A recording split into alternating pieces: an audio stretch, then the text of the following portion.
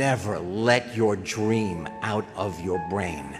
And when you decide what it is you want to do, just know it without a doubt. And I am telling you, you don't know what you can accomplish until you just put one foot in front of the other. There is a difference between being a human and being human. Steve Jobs. I hope you decide to be that human. I am counting on you. Okay, do you have any idea how crazy this is? That a short neurotic Jew should be standing at the most prestigious Jesuit pulpit on the earth.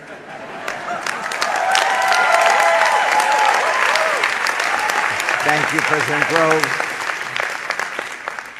Provost Colbert. Got it right. Dean Andrew.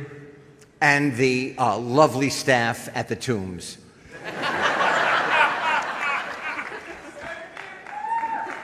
I'm not kidding. I have a lot that I would like to tell you that I hope is useful, and a very little time in which to tell you all of this. I am extraordinarily honored to be here to speak to you.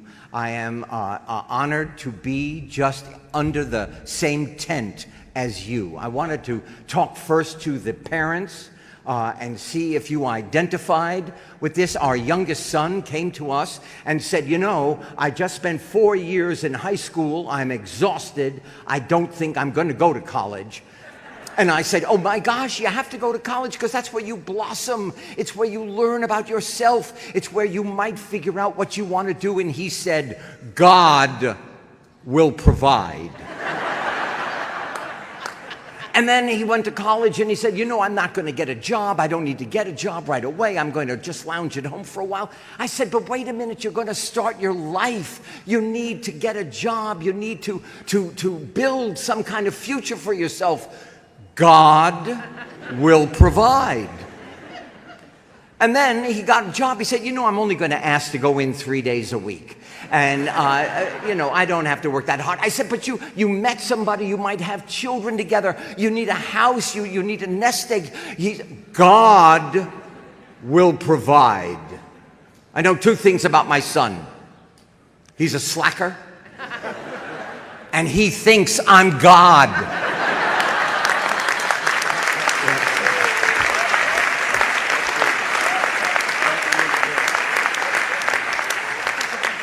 Okay, so I grew up in New York City on the West Side, and I grew up dreaming about being an actor. I don't know how it came into my mind. I don't know how it came into my body. But if people were born to do something, I was born to try.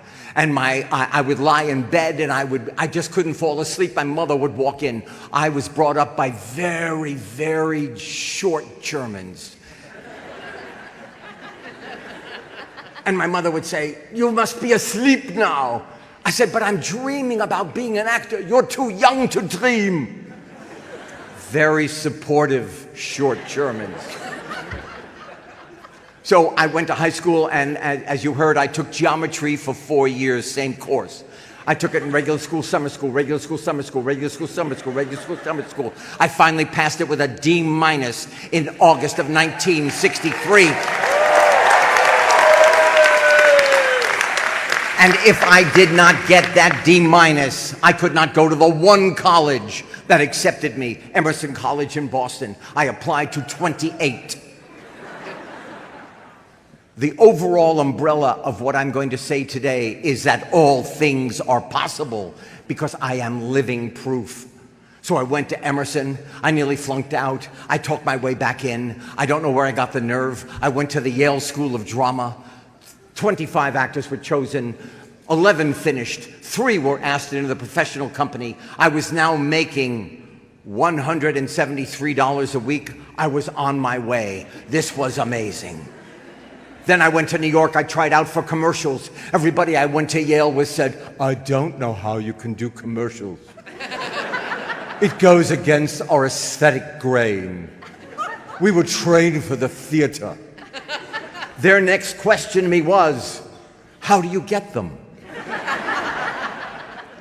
Do not be deterred. You listen to your instinct. All of you are so smart. All of you know so much.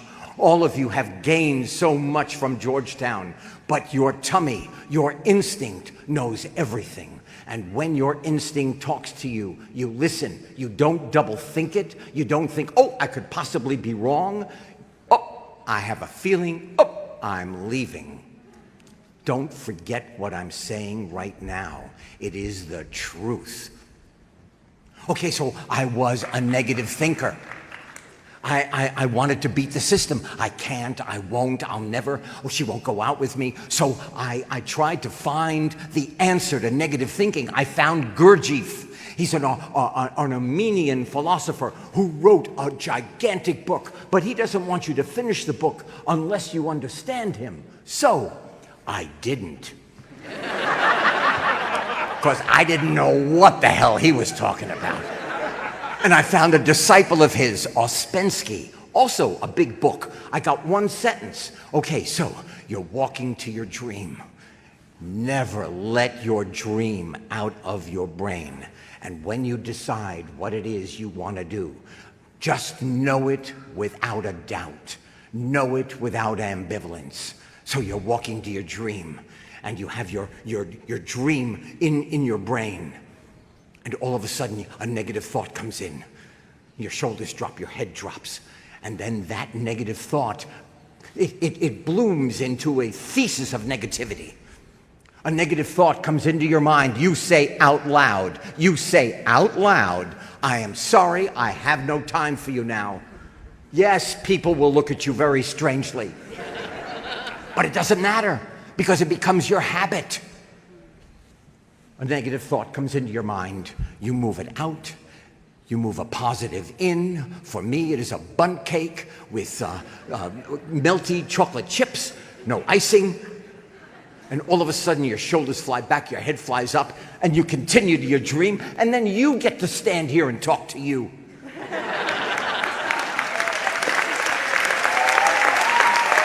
It is true. Don't put a period on the end of a negative thought. I want to tell you that every one of you is powerful. Every one of you here, your parents, your relatives, your brothers, your sisters, your aunts, your uncles, you are all powerful. Now, some of you know it, some of you have tasted it, some of you don't know that you have it in you, some of you are frightened of your own power. It's like sitting like a furry beast in the corner, ready to pounce. And I am telling you, you don't know what you can accomplish until you just put one foot in front of the other. I was doing a Broadway play. I went back to LA. I couldn't get hired. They said, oh, well, you know, you're the Fonz, and you were so funny, and you're a lovely guy, but you were the Fonz. And I went to a friend. I said, I can't get hired. I need help. He said, write books for children about your learning challenge. I said, well, I can't do that because I'm learning challenged. And he said, I'll introduce you to Lynn. There is not one way to do anything. There is only your way. You're not hired to fill just time and space. You are hired to fill that time and space with your imagination, with that power that you're going to find. You are wonderful, and everything is possible. Everything is possible. You know, it was said in this city a while ago, the trouble with America is that it has empathy. How insane is that? Oh yes, you can live a great life, you can accumulate things, you can fill up your house and your lawn and a warehouse with things, but you cannot live a rich, full life filled with love, the love you're giving, the love you receive from your parents, from your relatives, your friends, even a random conversation on a line in an airport with a person you'd never met before. There is a difference between being a human and being human. Steve Jobs. I hope you decide to be that human. I am counting on you. All things are possible. You have no idea what you can accomplish. No matter how in the distance it feels, it is scary to think that tomorrow you're going to be out there. And oh my goodness, but let me tell you something. When you get out there, all of a sudden you look around and you go, wait a minute, I can do this. There's no mystery here. I'm prepared. I'm a good person. Be the most you can be, because there are hurts to be healed, needs to be met, and if you are not the most you can be, something will remain undone forever. You can be the voice of the children who, before they ever take their first step, before they ever speak their first word, I want to tell you, I don't know you. I met some of you, I took some selfies. I met Miss Cohn, a future reporter, but for the most part, I don't know you. But I'm telling you, from my Gedarim, from my center, I am so proud of you. I am proud and how you got yourself into these chairs.